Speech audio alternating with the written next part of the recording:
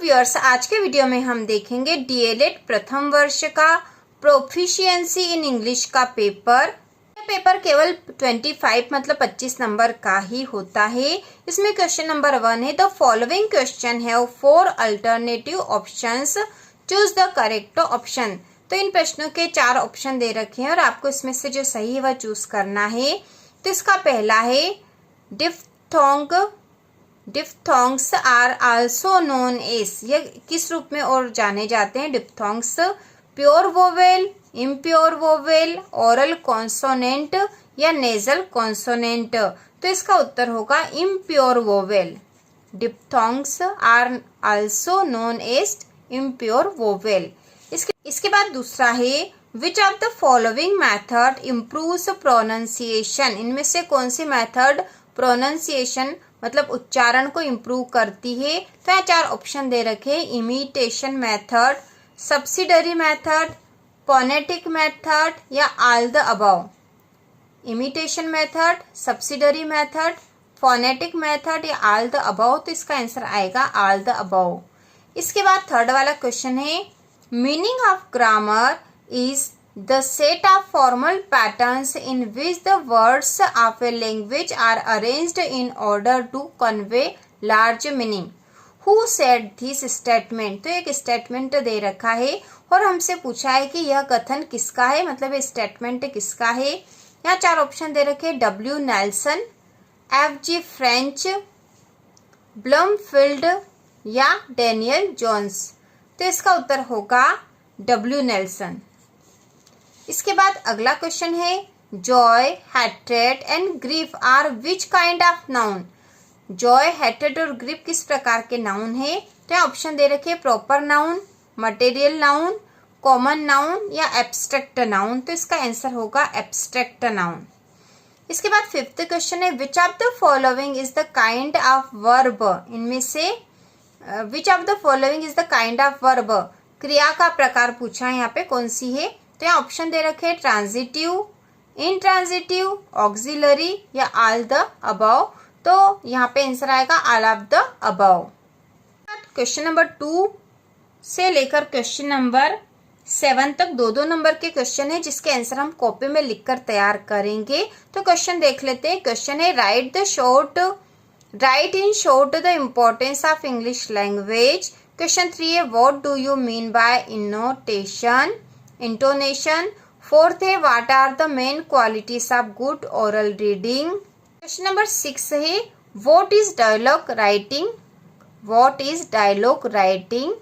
यह भी 2 नंबर का क्वेश्चन है। क्वेश्चन नंबर 7 है, what do you mean bye homophones, right it's any example. तो यह भी 2 नंबर का क्वेश्चन है। तो इन प्रश्नों के उत्तर हम कॉपी में तैयार कर लेते हैं। क्वेश्चन नंबर 2 है, write in short the importance of English language. तो इसका आंसर है, in today's interconnected world, fluency in English has become a vital tool for personal and professional growth. English is the most spoken language in world. It is the official language in 53 countries. In today's interconnected world, fluency in English has become a vital tool for personal and professional growth. English is the most spoken language in world. It is the official language in 53 countries. इसके बाद question number 3 है, What do you mean by intonation? What do you mean by intonation? तो इसका answer है, intonation is primarily a matter of variation in the pitch of the voice. In such language as English, it is often accompanied by stress and rhythm to produce meaning. Intonation is primarily a matter of variation in the pitch of the voice. In such languages as English, it is often accompanied by stress and rhythm to produce meaning. बाद question number 4 है, what are the main qualities of good oral reading? तो इसका answer है पहला है the ability to express emotions and feeling, दूसरा है communicate complex ideas, तीसरा है provide clarification, understand and build relationship. तो क्वेश्चन था what are the main qualities of good oral reading? अच्छी मौखिक पढ़ने, अच्छी तरह से मौखिक रूप से जब पढ़ा जाता है तो उसकी मेन क्वालिटीज हमें बतानी थी। तो आंसर में the ability to express emotions and feeling, communicate complex ideas, provide clarification, understand and build relationship. इसके बाद क्वेश्चन नंबर 5 है write 3 main kind of script of English language. Write 3 main kinds of script of English language. तो इसमें 3 main kind script हमने लिख दी है। पहली है लैटिन स्क्रिप्ट, दूसरी है इंग्लिश अल्फाबेट और तीसरी है इंग्लिश स्क्रिप्ट। तो सबसे पहला देखेंगे Latin script. The script used for writing the English language. The script used for writing the English language. दूसरी है इंग्लिश अल्फाबेट। इसमें हम लिखेंगे the set of letters in the script. English alphabet, the set of letters in the script. इसके बाद third number पे है English script. A font style first used in the 18th century in England. English script, A font style first used in the 18th century in England. इसके बाद question number 6 है what is dialogue writing? What is dialogue writing? तो इसका answer है dialogue writing is a stylized written or spoken exchange between 2 or more people. Dialogue writing is a stylized written or spoken exchange between 2 or more people. इसके बाद है question number 7 What do you mean by homophones? Write it's an example. तो इसका answer है A homophone is a word that sounds the same as another word.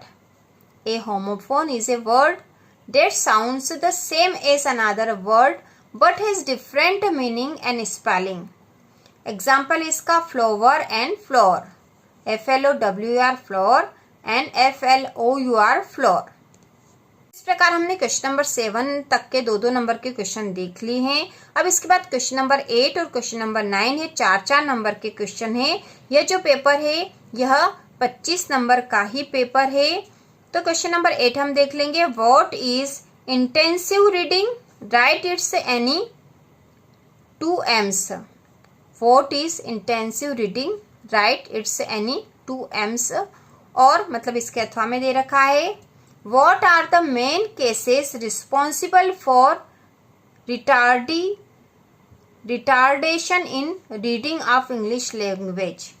What are the main cases responsible for retardation in reading of English language? तो इन प्रश्नों को हम अलग से तैयार करेंगे। इस क्वेश्चन को, ये 4 नंबर का क्वेश्चन है, अगले वीडियो में हम इसको तैयार करेंगे। इसके बाद क्वेश्चन नंबर 9, यह भी 4 नंबर का क्वेश्चन है।